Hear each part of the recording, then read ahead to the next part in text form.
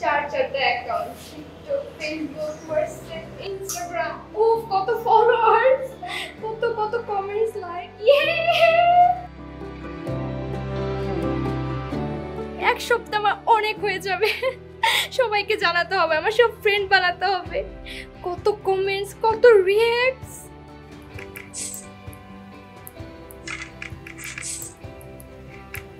কি পা সামান্তা, তুমি এখন খাচ্ছ না? পরে খাই, আমি গেম খেলতেছি। কখন খাবে? আমি গেমে আছি, এখন জ্বালায়ও না। খাবার না খেলে তোমার তো স্বাস্থ্য ক্ষতি হবে, বুঝতে পারছো না? বিরক্ত করো না তো, একটু পরে খাবো। আয় তোকে কিছু গেম শিখাই। তো গেমগুলো হচ্ছে এখান থেকে নামানো হয়, বুঝছিস? আমি আর তুই মিলে একসাথে অনেকগুলো গেম খেলতে পারবো অনলাইনে। এটাকে চুজ করি, হ্যাঁ? Good good good good good, yes. এই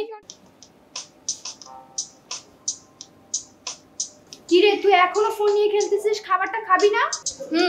কি ফোনটা রাখ, খাবারটা খা। আরে ডিস্টার্ব করো না, দেখতেছ না গেম খেলতেছি, পরে খেয়ে নেব আমি।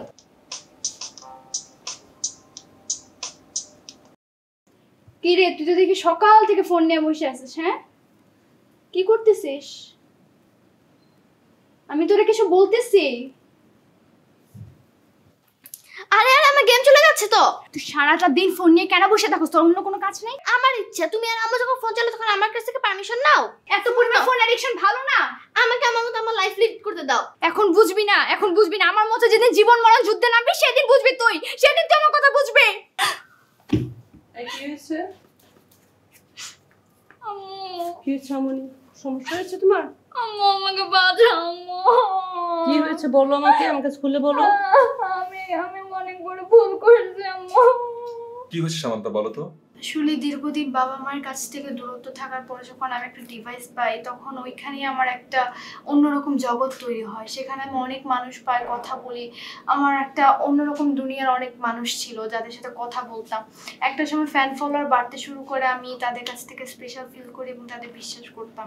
তো আমার নর্মাল পিকচার আমি ফেসবুকে আপলোড করতাম, কিন্তু তাদের মধ্যে কেউ একজন হয়তো ওই পিকটাকে এআই দিয়ে আমাকে এডিট করে ব্ল্যাকমেল করে টাকা চায়, যেটা আমি বিশ্বাস করতে পারি না, মানে ভাবি নাই। তোমার যেটা ভুল হয়েছে সেটা হচ্ছে নির্বিচারে পরিচিত জন ছাড়া সবাইকেই বন্ধু সিলেকশন করা ঠিক হয়নি। আপনারা সঠিক কাজ করেছেন আমাদের সাইবার পুলিশ ডিপার্টমেন্টে এসে। আর তোমাকেও বলি, ভয়ের কোনো কারণ নেই। তোমার মা বাবার মতো তোমাদের সহায়তার উদ্দেশ্যে আমরাও আছি। আমরা সবাইকে একটা কথাই বলে থাকি, অনলাইনে বা সোশ্যাল মিডিয়াতে কোনো কন্টেন্ট শেয়ার করার আগে ভাবতে হবে।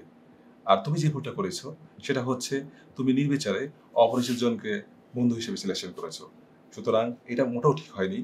বন্ধু সিলেকশনের ক্ষেত্রে অবশ্যই দেখে শুনে নির্বাচন করতে হবে। এই ধরনের পরিস্থিতির শিকার হয়ে অনেক কিশোর কিশোরী নষ্ট হয়ে যাচ্ছে। তাই আপনারা ভয় না পেয়ে, গুটিয়ে না থেকে আমাদের সহায়তার জন্য আমাদের কাছে আসুন। আমরা প্রস্তুত আছি আপনাদেরকে সহায়তা দেওয়ার জন্য।